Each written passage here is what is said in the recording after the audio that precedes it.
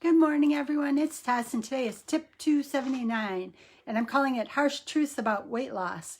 And kind of what happened is this morning I was thinking about Halloween and haunting, and I looked up the haunting truths about weight loss, and this article came up. And I like this article because basically it's supporting everything I've been doing and supporting what I've been learning like through Doc V's group. So I really liked what it had to say, and it talks a lot. It focuses on people who've had large weight losses and been successful more than 5 years post-surgical, 5.5 years, which I'm getting really close to.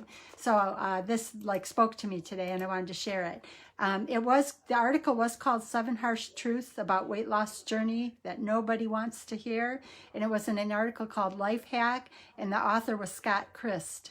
And what it kind of talked about is that I didn't realize this, but there's an organization called NWCR, National Weight Control Registry, and it's a large database that holds the information that tracks people who've had a large weight loss and have maintained that large weight loss for 5.5 years. There's over 10,000 people in there, and the average weight loss of people that have maintained the weight loss for 5.5 years or more is 66 pounds lost. So now what I liked about this article is actually at this point in my life, I've never been in that registry because I've never lost 65 pounds and kept it off for 5 years. Now I'm just on the edge of joining that group because I am more than 5 years post-surgical. I'm getting to be about 5 years and 2 months post-surgical. So very soon I'll qualify for that registry, which might have a lot to do with why every year my surgeon sends me a questionnaire I have to fill out. But what it kind of talked about is really mirroring my journey this time, and it's making me more confident in the decisions that I've been making to support my weight loss journey this time. And really basically the number one thing that they tell us about is that there is no quick fix. Don't be sold on the marketing schemes of something that you can buy that will give you weight loss quick and overnight, and you're not going to have to work at it. We all know that's not true. We've all probably tried dozens of them. It just doesn't work. Good morning, whoever's here. I don't see who it is, but good morning. So we know there is no quick fix. They're confirming that. And I really like that this organization, National Weight Control Registry, is following people who have lost 66 pounds, who have lost a large amount of weight and kept it off for 5.5 years or more. So these are what they're finding from the people that have maintained a weight loss for over 5.5 years. So what they did is they basically said that 50 million people, good morning, Julie, good to see you. They're saying that according to this National Weight Control Registry, 50 million people attempt weight loss every year. And probably no surprise to any of us, 40 million people quit or give up before achieving any kind of a long-term weight loss. So 80% of the people don't make it to a long-term weight loss. And that really concerns me because many know, this is the second time I've lost over 100 pounds in my life, and I don't want to ever have to revisit this again. So this article kind of talked about the people that have maintained a 66-pound weight loss or have lost a lot of weight and maintained that weight loss 5.5 years or longer. These are some of the things that they have found that those people do. And those of us in the challenge with Doc V know that Doc V will always tell us if there's something you want to do, you have to find the people who have succeeded in it so that you can mirror or model what they've done so that you can be successful in your journey. And the first thing that they talked about is we got to get to real food. They said more whole, unprocessed food from nature. That is one of the biggest tips. They said you got to get to real food, let go of the processed food. Those that are succeeding 5.5 years and longer with large weight losses are eating real natural foods. Doc V is applauding, but he probably already knows about this registry and already knows the information in it. The next thing it said is stop being on a diet.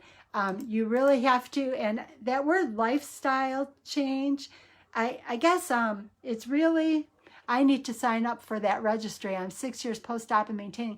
Well, you know what, Julie? I don't think it's something you can sign up for. I think they're monitoring it through doctors because it didn't really have a sign up. But it is called the National Weight Control Registry, so if you want to look them up. But it is kind of interesting because they're talking about so many people fail. And I know Doc V said that so many start gaining weight back even after bariatric surgery. So it might be worth checking into. I think your doctors notify them, but I might be wrong about that. I'll have to look up more about it too. But it did say that you need to look at, and I'm sure, Julie, you can attest to this, that you've had to make changes. The one big thing they say is you've got to be eating real food, and that you have to let go of the unprocessed food. You want foods from nature. Your body just seems to operate better that way. Stop being on a diet. You are actually just in a journey of exchanging bad habits for good habits.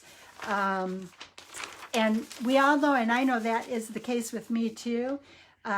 It says that kind of, one article that it kind of talked about is that this journey is a long-term journey. And I know that many of us are impatient. I'm guilty of that. This time I've had to take small steps. My body doesn't lose weight fast, and there have been times that's been frustrating.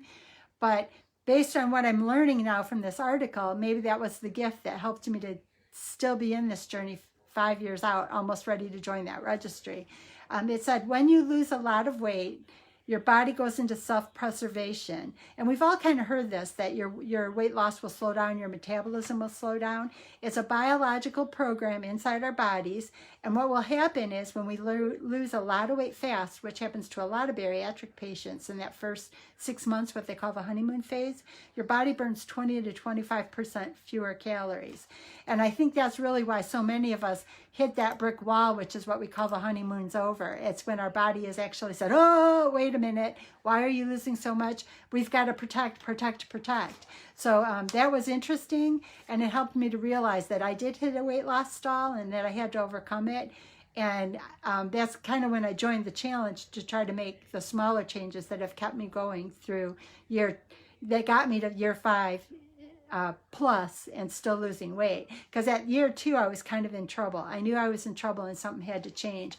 And I was no longer having big weight losses. It was small and steady little habits. It says that what you have to know is that although this is a disadvantage, you can overcome the disadvantage of your body slowing down because of this big, massive weight loss by making small, gradual changes that allow your body to make the adjustments. So I guess what I'll do is I'll thank Doc V and my group, because they always refer to me as the inch-by-inch girl. Things happen to me small, small, small steps. Now, in the beginning, my weight loss was slower than the average weight loss patient, but within the first 6 months, I lost 100 pounds.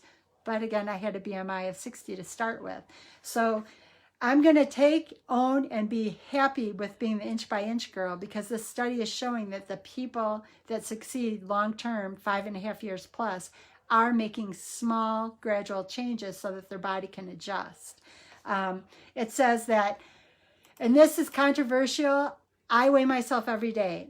I weigh myself, but it's unemotional. It's just a tool so that I know if I'm moving forward. I've also found that in weighing myself every day, sometimes when I feel like I'm not in the journey or that it's not working for me, sometimes I'll notice that my weight has stayed the same or slightly gone down. So I think my mind really played with me in more ways than I knew, and I use the scale just to kind of keep me in the game. It says that based on the people that are 5.5 years maintaining a large weight loss, 75% of those are weighing themselves at least weekly, and 33% of those people are weighing every single day. But again, it's just a tool to let you know, is your path working, or do you need to make changes? And that kind of helped me, because I often didn't weigh because I thought I wasn't doing good. And I will say that sometimes now I find that I get on the scale and I'm knowing that the number is going up or down. It helps me. So see, Julie, 6 years out, she is weighing weekly. And I may switch to that at some point in time. I am weighing daily now just to keep myself monitoring, but it can't be emotional. If it becomes emotional for me, I've got to go to once a week. But I do think monitoring progress is really important to stay in the journey. And they're saying 5.5 years out, big weight losses, they are weighing at least weekly. It says that one thing that we all know, and Doc V is a big proponent of this, and in the Doc V challenge, whether it's the free Transform Your Life group or whether it's the paid group, those of us in the paid group, he actually tends to work with us on the mind part of it every single day, because he says that's the biggest obstacle that most of us face. And in my case, I'm going to say I absolutely agree, because I know these were roadblocks for me. Because what it said is that overweight people tend to struggle with depression, self-esteem issues, and it leads to a head full of negative thoughts. And when I first connected with Doc V, I was in a world of a bunch of negative thoughts. So Dr. V to the rescue, that's what he kind of tells us all the time is, what you think about is where your mind goes. You need to keep your thoughts positive and uplifting. I've done some law of attraction thing. It's the same thing. We've got to learn to shift any thoughts that are negative to a positive, because that gives us the drive to move forward. So for me, I'm going to absolutely agree. That's been the biggest thing that changed. And that, with a change in my foods to all natural foods from any processed foods, that's what helped me to break the 2 lost weight stall that had happened after I got out of the honeymoon phase of my weight loss surgery. They did say that the most successful 5.5 years out, according to this National Weight Control Registry, is rooted in positive thinking. So that is a big, big thing with Doc V. He is always trying to talk to us about what are our thoughts, what are we saying to ourselves? Are we saying, I'm going to drink more water today? Or are we saying, no, I can't? I'm going to eat a green smoothie with some new vegetable in it today. Or are we going to say, no, we can't? It's up to our thoughts. And he works a lot with our thoughts and making us think better. It says another thing that they found with these groups of people, and again, 5.5 years out, and they're still succeeding. And that really attracted me to this group. I never knew about this National Weight Control Registry that monitored people who were still succeeding 5.5 years out. And it said that what a lot of us need to do in order to continue to succeed long term is we need to accept that we very likely gained weight because we overate. So many of us sometimes want to attach it to conditions, like thyroid issues or, all kinds of things. And there is some truth to that for some of us. But even those of us that face some of those issues, were there things that we could have done? Did we overeat? Did we use it as an excuse? I know in my case I did. I was severely anemic. They told me pre-surgical, and I was going through some medical issues, and they told me to eat every time you open your mouth and make it be protein, because I was struggling keeping my hemoglobin up. But you know what? I went overboard, and I know I went overboard. So could I have made better decisions? Yeah, but I allowed it to be a license to get carried away. So I have to own that I can let my mind play tricks on me, and I have to stay in control of it. The next one is number 8.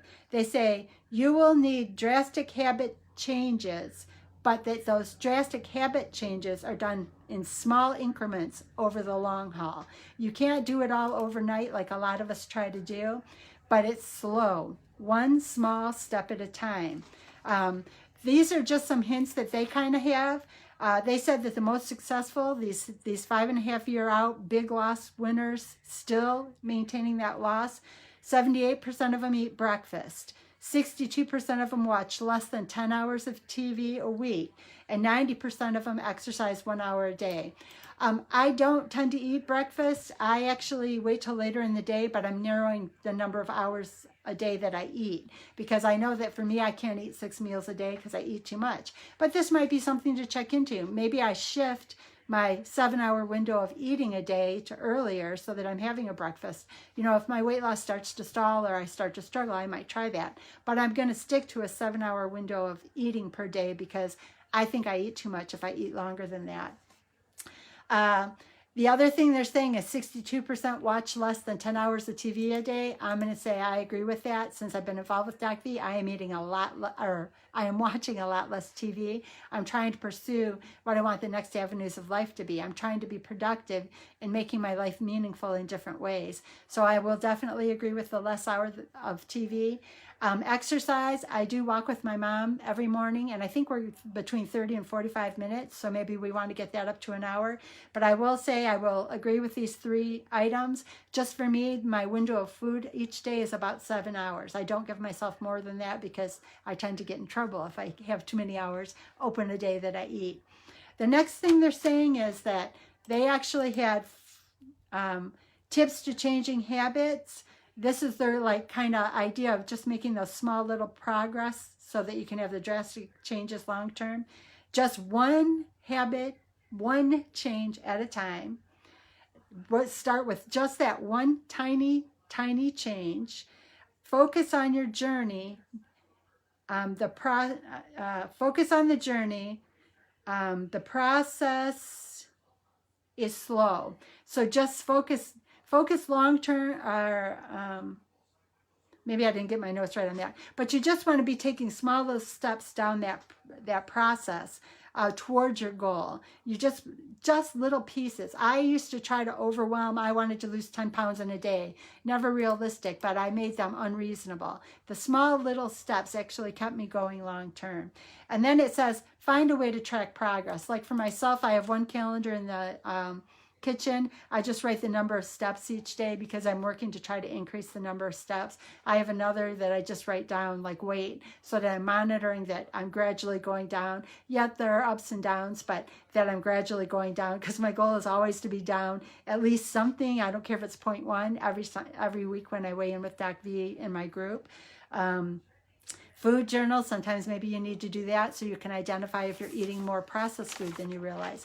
I will say my diet has changed hugely since I joined the challenge, because I used to eat more of the processed foods. I ate more of the processed protein bars or the prepackaged protein drinks. I don't do any of that anymore, and it helped me to break a weight loss stall.